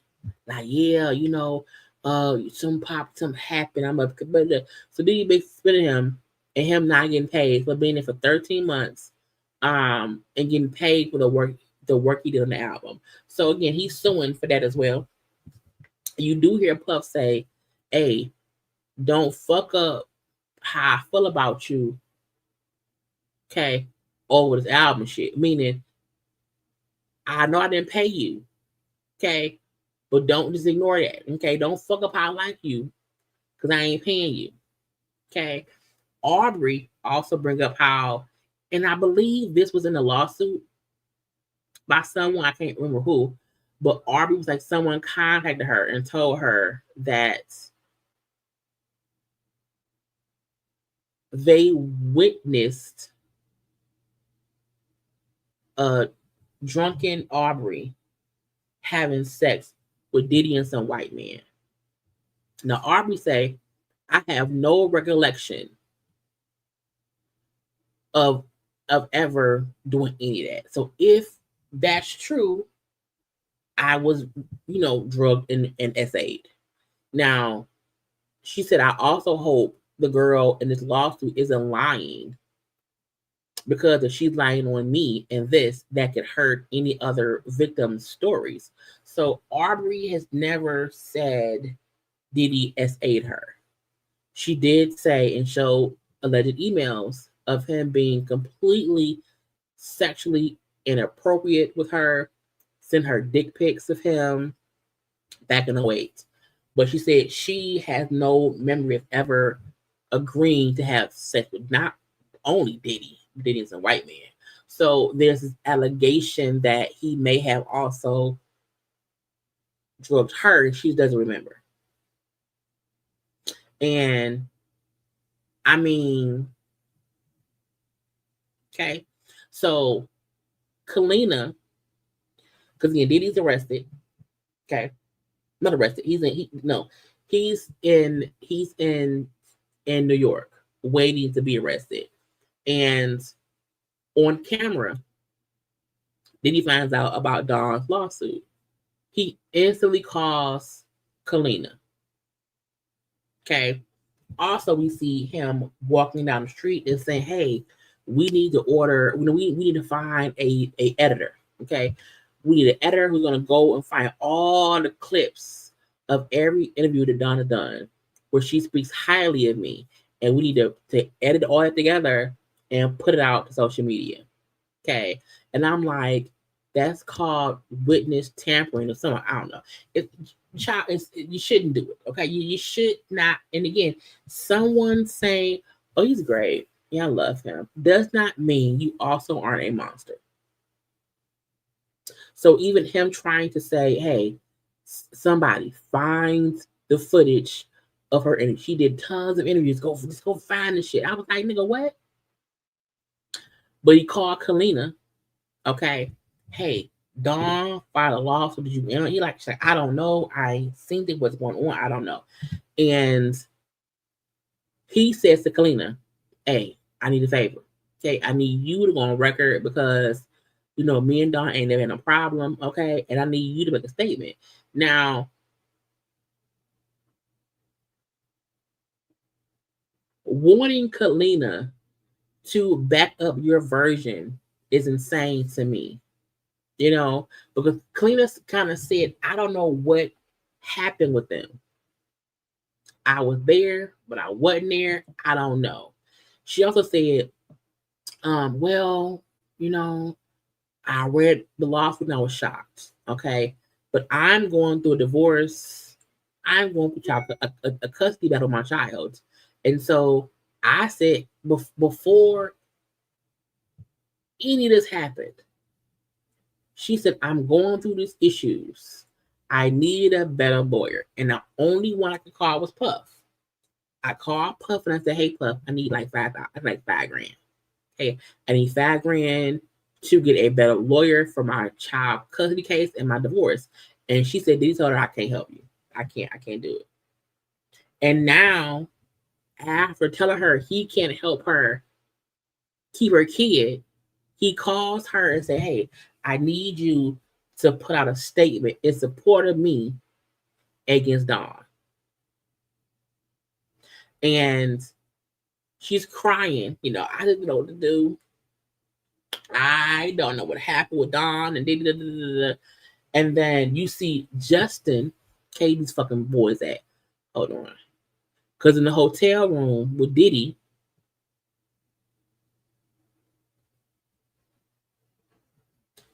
Justin is like, because Diddy asked Kalina, "I need you to play out." She said, "Well, let me figure out what I'm gonna say. Let me read the lawsuit. Let me see. I'll get back to you." He kept calling her. And so you see Justin then say, "Well, yeah, she need to give the black man story. How they didn't want to tear a black man down." And I was like, so you also manipulates, because who would say, "Yeah, have her do it from this point of view"? If you want somebody to honestly say, "Hey, I was around back then. I did not see anything," that's cool.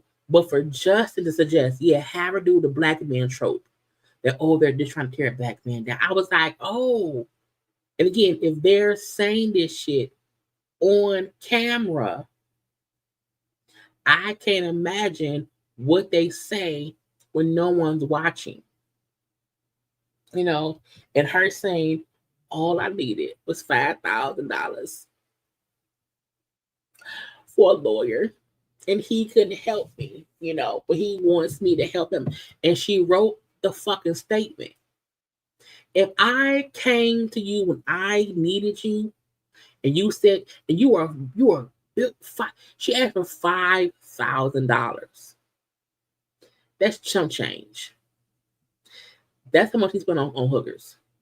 someone who you then call for help. Oh, sus.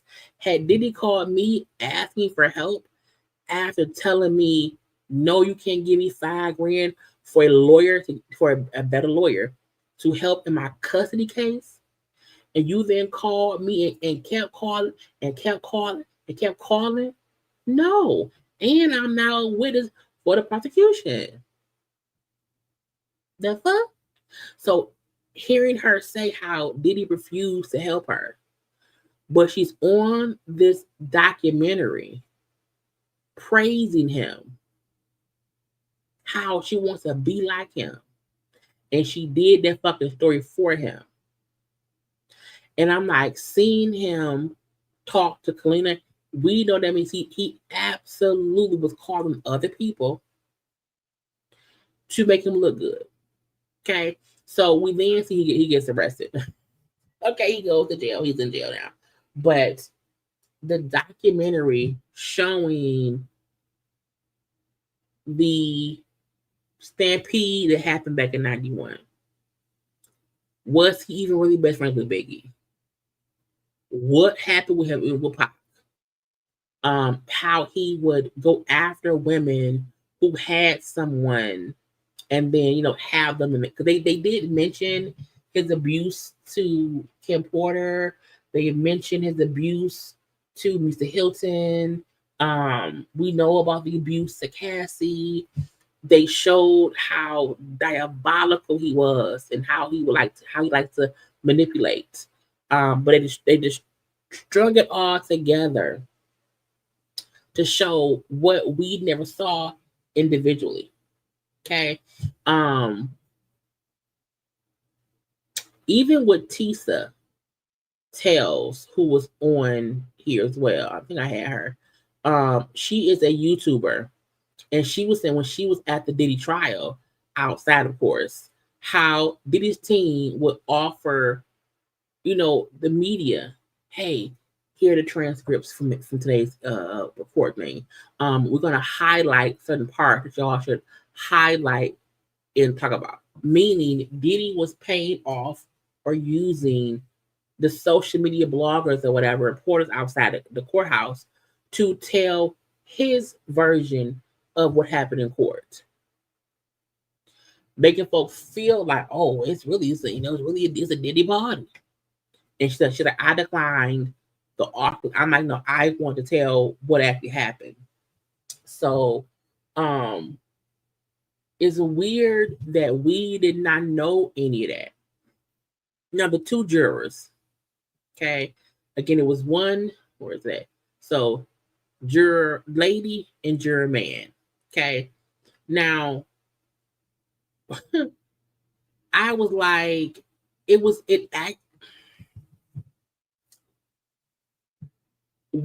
the fact that the jury wasn't sequestered is weird, because folks, the jury would leave the courthouse and go home and probably see all the shit on social media. I don't believe all of them ignored shit online, because her right here, to me, I feel she was absolutely starstruck by Diddy. The old man over there, he too old. Okay. Weird. Because she said, we didn't believe that Diddy kidnapped Capricorn Clark. And I was like, why not? I did, you know what I'm saying? Because it was just weird. And she also brought up how, well, when they came back not guilty for the sex stuff, I thought, oh my God. But again, I don't know. And sometimes Diddy would he wouldn't look at us, but he would sometimes shake his head yes or no or whatever. He would have these, inflections in his face or his head and whatnot. And he would say we would have the same opinion. You can't tell me that you're looking at the defendant who was shaking his head yes or no at something that, yeah, we agree. When he would shake his head no, we agreed as well. Yeah, I don't believe that. So I felt like, girl, the fuck about it. And when the dude said, well, when him and Kathy was in love and she kept going back, you can't, complain about being beaten up or whatever, but not leave. What? And the girl even said, well, the case wasn't about, DV, which is true.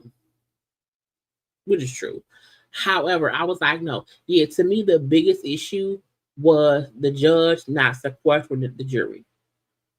It was too much stuff on social media that they were just sent home and say, hey, don't look at social media. They gonna look. I would have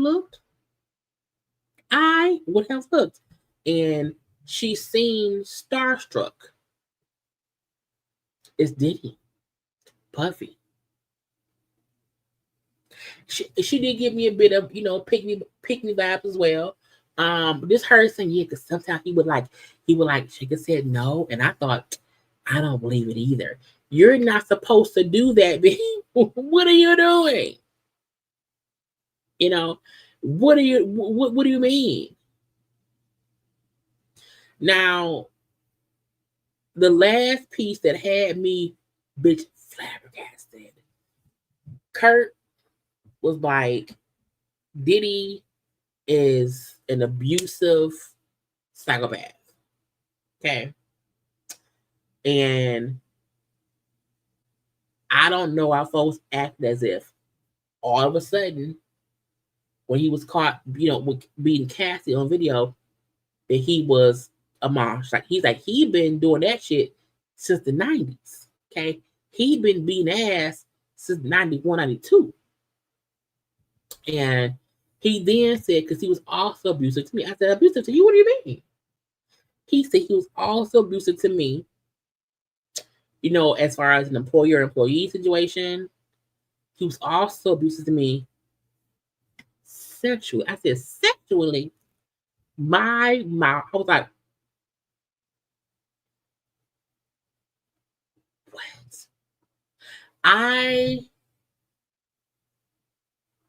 Again, he was a co-founder of Bad Boy. He was Justin's godfather. And when he said he not only was abusive to me, abusive to me as his employee, he also sexually assaulted him. I said, he said, and no one believed me. He said, no one believed me. I was homeless. I was blacklisted for years. Okay. And it was, I went through holy hell. And I was like, did he take it? But when he said, and I thought back them saying Puff would sometime call me in his office while he was getting head. He ain't want shit but for me to come in there and see it. And I was like, now why would he do that? And I'm like, because he was sexually assaulted. I said, oh my God. Now he didn't give any detail. Like he didn't say he bit me over. Okay. But in whatever sex, and again, forcing someone to watch you, whatever, is still, sexual assault. But he was like, well, Diddy, he said, bad things happen to people around Diddy. Okay. Bad things happen to everyone. And I'm like, I said, hold on. Pac dead. Biggie dead. Suge in prison. Andre Harrell is dead. Heavy D is dead. Craig Mack, passed away, but Craig Mack got sick. But all the musical artists around him never got rich off of working with him. Shine went to prison. You know what I'm saying? And I'm like, everyone around Puff is the only person who became extremely famous, big, and all that shit. And everyone else around him fell by the wayside. And I was like, that's true. And no one ever, Black Rob. And the fact that when Diddy got that Lifetime Achievement Award in 2022, no one showed up like they usually would. You know what I'm saying? Um, Kirk said, I made the mistake of taking care of him and holding the secrets, and it ruined me. He's a master manipulator. And I was like, damn it. And just watching it and watching all 4 parts. Okay. Watching all 4 parts. To me, I just felt like we never put all the pieces together. No one thinks about the stampede from 92. No one thinks about him beating up Steve Stout. No one thinks about him allegedly hitting Justin's football coach at UCLA with a barbell. We didn't think about the treatment that he did to the people on Making the Band. Him fussing with L'Oreal. Even seeing him on camera on here fussing with attorneys. It's the point where we couldn't see it because it was itty bitty pieces over the years. And I was like, Diddy is who we thought Suge Knight was. We just didn't see it. Mainly because people around him kept his secrets. The artists who worked with him moved on because they wasn't making no money. And showing from the 1990s of him causing havoc, Biggie dying and him using that as a stepping stone to his own rap career. Okay, his mom raising him to be this street person. You know, the loving. Okay. The women in his life who he seemingly, you know, I want her. I know she was, but I want her. I'ma get her. Again, from Misa to Kim to Cassie. And when folks brought up that allegedly, I can't remember, but Diddy's daughter Chance, mama, Sarah, allegedly dated Pac back in the day. So just the fact that he is the only, again, Diddy is up in the corner in black.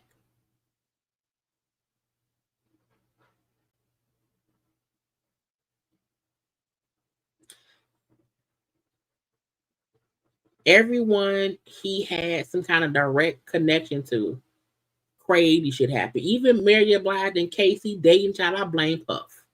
Okay, you know, Mary had drug issues. You know, Casey and Dalvin. I'm saying, Casey and Dalvin drinking, but like everyone around him, the shit child went left. Pot gone, Biggie gone, and so many folks don't really know or remember the fact that that Pac and Biggie were cool and got beefed out.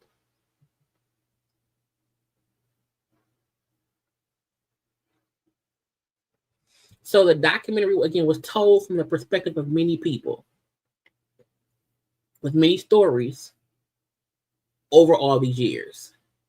And just how Puff was not this innocent, great guy.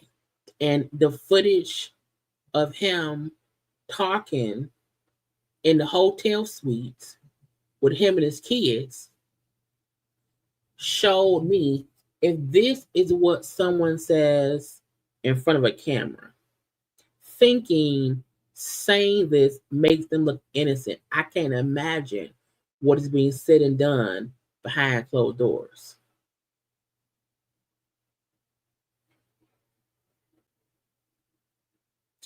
So I'm not saying that I know for a fact that Puff is responsible for Big or Pop death.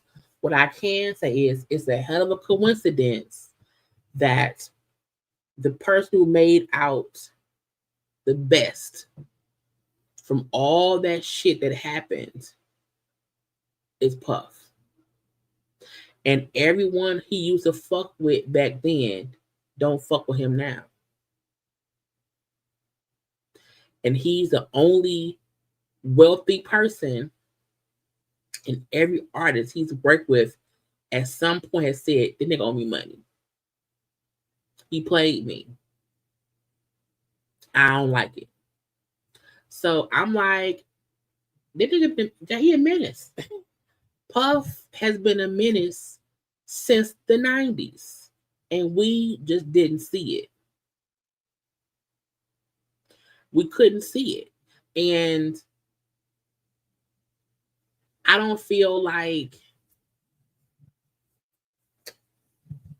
we ignored stuff. I feel like sometimes when there's too much time in between incidents, you just don't recollect and put two or two together. So this documentary, to me, just showed you don't know that man. He ain't who we thought he was. And I like the fact that they had different people. This saying how they felt over the years. And it was a couple of, look. Yeah, it was a very well put together documentary. And when they tried to do the cease and desist, because that footage of him in the hotel, the footage of him in the hotel, all that footage, it makes him look guilty. It makes him look like it's not that I'm innocent. I want to cover up my guilt. I need y'all to get some propaganda, some shit. I need to get on some internet. It wasn't him trying to. I'm losing. But are you innocent? He never said I didn't do this shit.